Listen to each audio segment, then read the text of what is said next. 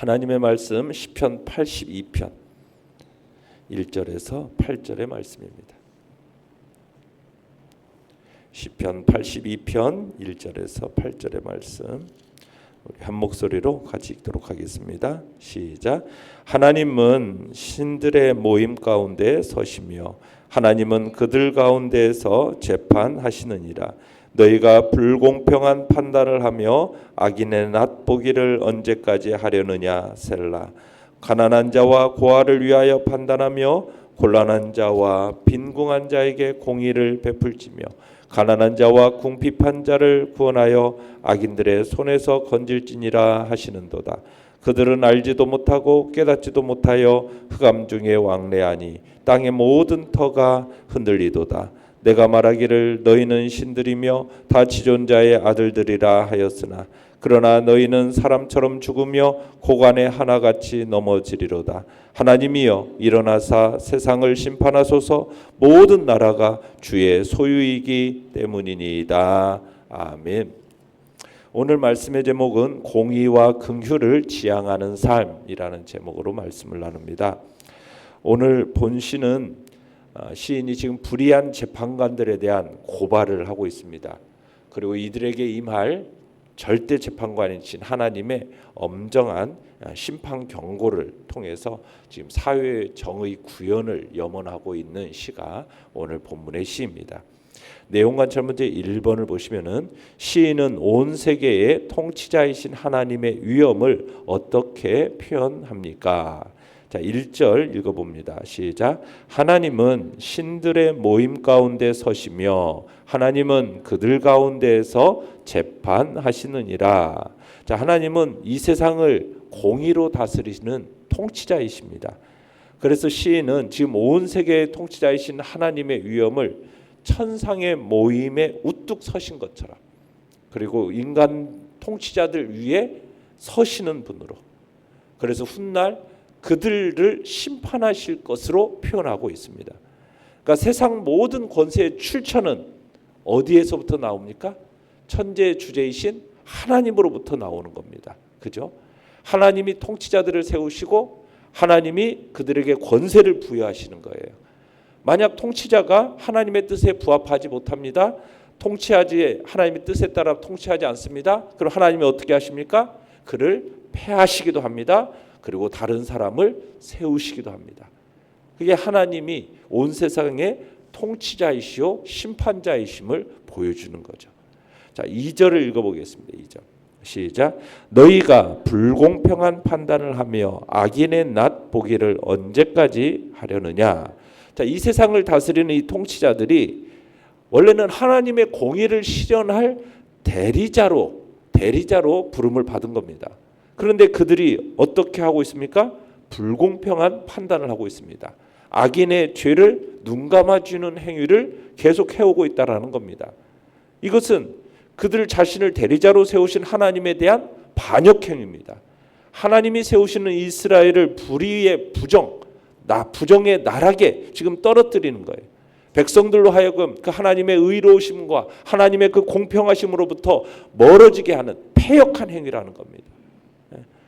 이들은 정의보다 이익을 앞세우는 자들이라는 거죠. 지금 그들에 대해서 언제까지 이렇게 하려느냐 하면서 그들을 경고하고 있는 것을 보게 됩니다. 내용 관찰 문제 2번을 보시면 하나님께서는 이 세상 통치자들에게 어떤 명령을 하십니까? 3절 4절 읽겠습니다. 시작.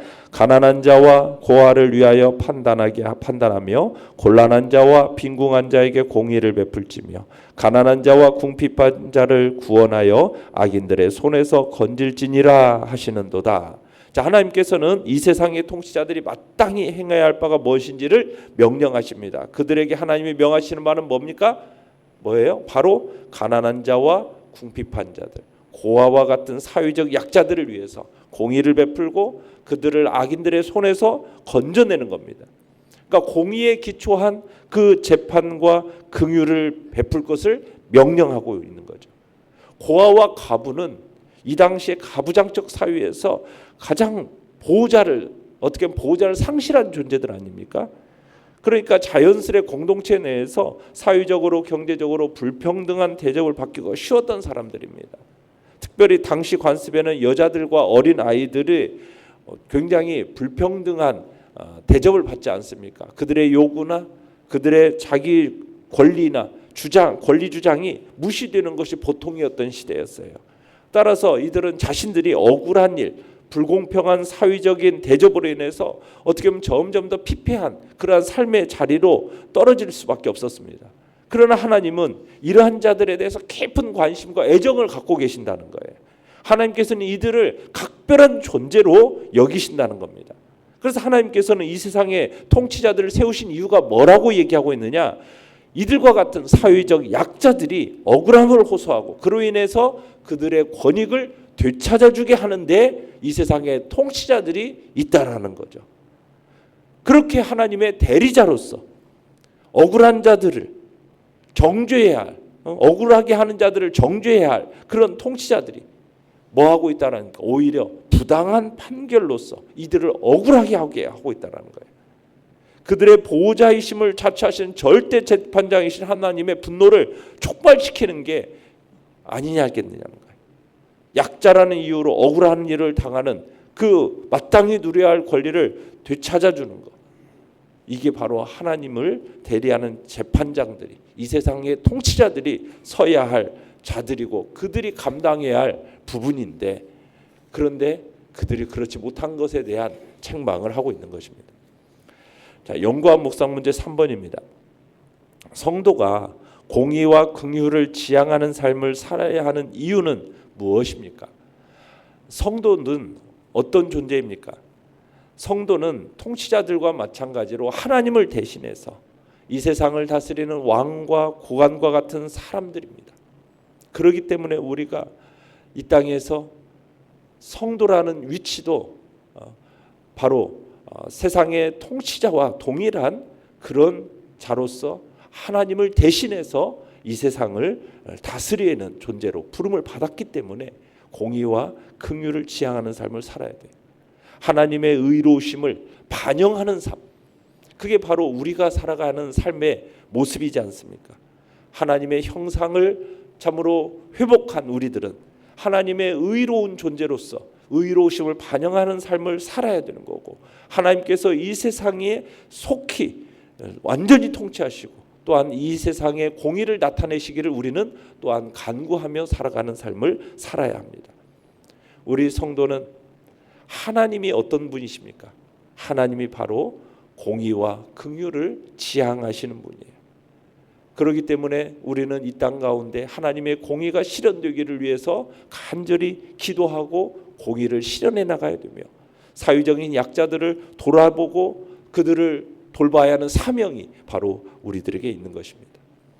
이 사회가 아무리 풍요롭고 법이 발달해도 또 민주주의가 아무리 발전한다고 해도 사회적인 약자는 언제나 존재하게 되어 있습니다. 가난한 자들은 항상 우리와 함께 있다라고 우리 주님께서도 말씀하셨거든요. 이 세상에는 항상 사회적 약자가 늘 존재하기 마련이라는 거예요. 아무리 만민평등을 부르짖어도 이 땅에는 항상 불평등이 존재하고 불공평이 존재합니다. 그런데 그 피해의 대부분이 누구입니까? 사회적 약자라는 거예요.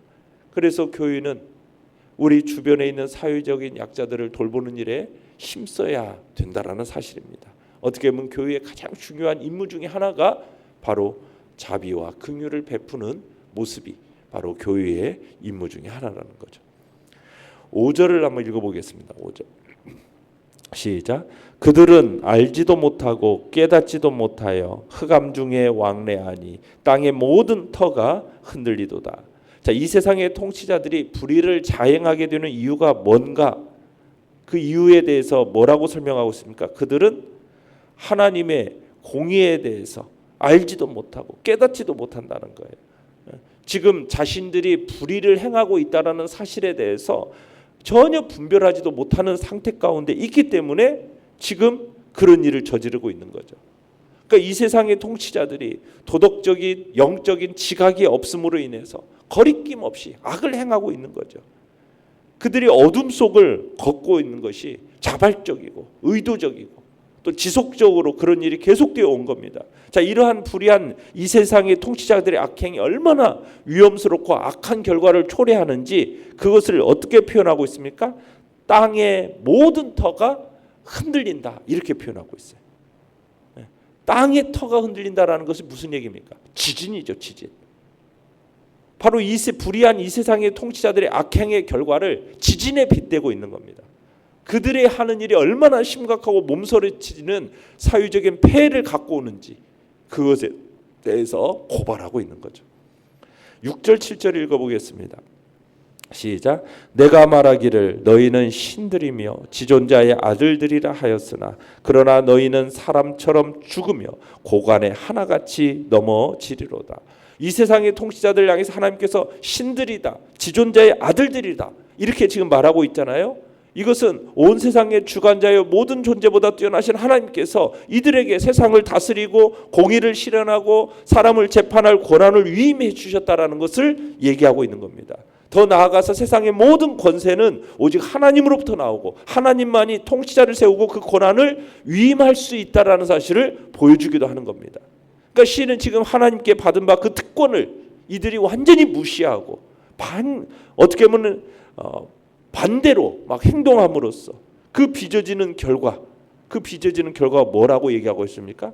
너희는 똑같은 정언여 존귀함을 받지 못하는 그런 평범한 사람처럼 죽임을 맞이하게 될 것이다. 하나님이 그렇게 높은 권세를 그렇게 주었는데 그걸 가지고 자기 마음대로 그렇게 행사하다가 결국 니들의 몰락이 어떻게 몰락되는지 하나님께서 그들을 몰락을 이렇게 얘기하시는 거죠. 얼마나 역사상의 수많은 왕들과 관리들과 지도자들 갑작스러운 몰락을 맞이합니까? 다 불의한 권력자들을 염두에 두고 표현하고 있는 것입니다. 고귀한 지위를 박탈당하고 비참한 최후를 맞이하는 그럴 수밖에 없는 이유가 무엇입니까? 앞에서 얘기한 것처럼 마땅히 보호해야 할 사회적 약자들을 돌아보지 않았기 때문입니다.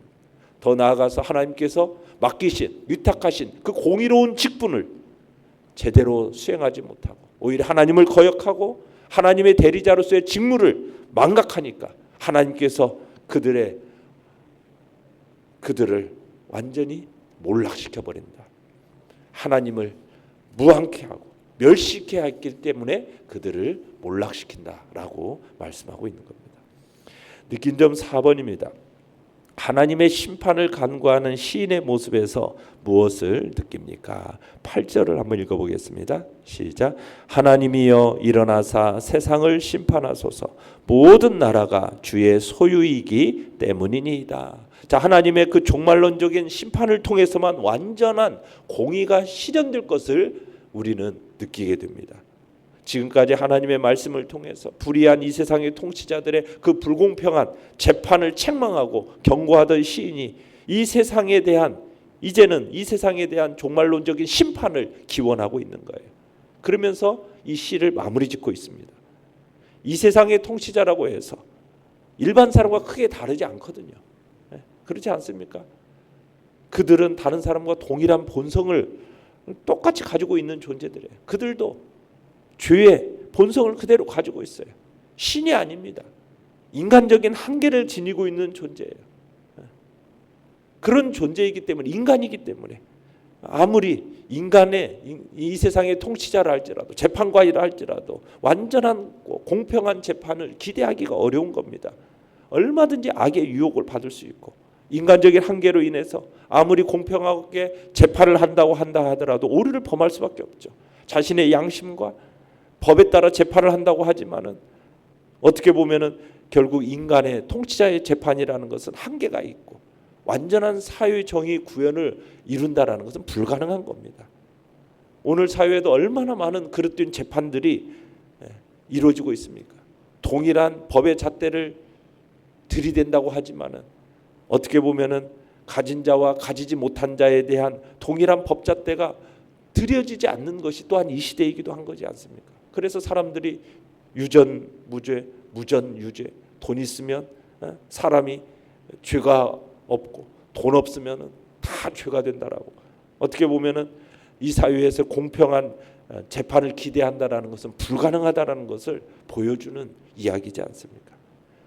완전한 공의가 이 땅에서 실현된다라는 것은 불가능하다는 거죠. 그러나 오직 절대 공의로우시고 절대 치우침이 없을 뿐만 아니라 인간의 모든 행위를 감찰하시는 최고의 재판장이신 하나님, 그분의 종말론적인 심판을 통해서만 완전한 공의는 실현될 수가 있는 겁니다. 그래서 우리는 마지막 종말을 생각하면서 그날이 임하기를, 정말 하나님이여 일어나셔서 세상을 판단하여 주라고 지금 호소하고 있는 거죠. 그래서 일어나사라는 말은 하나님의 적극적인 개입을 염원하는 것입니다. 사회의 정의 구현을 염원하고 그것을 노력해야겠지만, 그렇다고 인간의 힘으로 사회의 정의 구현이 완전히 실현되려는 것은, 그런 것은 불가능하다라는 것, 너무 낙관적으로 생각하지 말라는 겁니다. 오히려 그 낙관이 낙심하게 만드는 거죠. 완전한 공의 실현은 언제 가능합니까? 오직 하나님의 종말론적인 심판으로서만 가능하다라는 것. 이 세상에서 공의가 짓밟히고 의인이 고난을 당할 때 우리는 인내하면서 하나님의 공의를 실현해 주시기를 간구하고, 그리고 마지막 종말론적인 심판의 때가 속히 임하여서 완전한 공의가 이루어 주시기를 간구하는 것이 우리 믿는 자들의 기도가 되어야 됨을 이야기하고 있는 것입니다. 결단과 적용 5번입니다. 내가 느끼는 세상의 불의는 어떤 것입니까? 불의한 세상에 하나님의 통치를 반영하기 위해 내가 할 수 있는 일은 무엇입니까? 오늘 우리나라 이 민족을 또 생각하면서 위해서 기도해 주시기 바랍니다. 참으로 우리가 지금 해야 할 일입니다. 너무나도 혼란스러운 이 시대, 하나님의 긍휼과 자비가 이 민족 가운데 나타나야 됩니다. 참으로 어떻게 보면 우리나라의 최고의 통수권자라는 사람에 의해서 지금 나라가 너무 혼란스러운 가운데 빠져버렸습니다. 하나님, 이 땅을 다시 한번 새롭게 회복시켜 달라고 하나님의 은혜를 구하면서 이 민족이 다시 한번 참으로 주님 앞에 쓰임받는 민족으로, 이 기회가 하나님의 뜻을 이뤄나가는 복된 기회로 세워달라고 우리가 정말 간절히 기도해야 할 때입니다. 오늘의 기도 같이 읽겠습니다. 시작. 불의한 세상 속에서 하나님의 공의를 반영하는 삶을 살게 하소서. 아멘.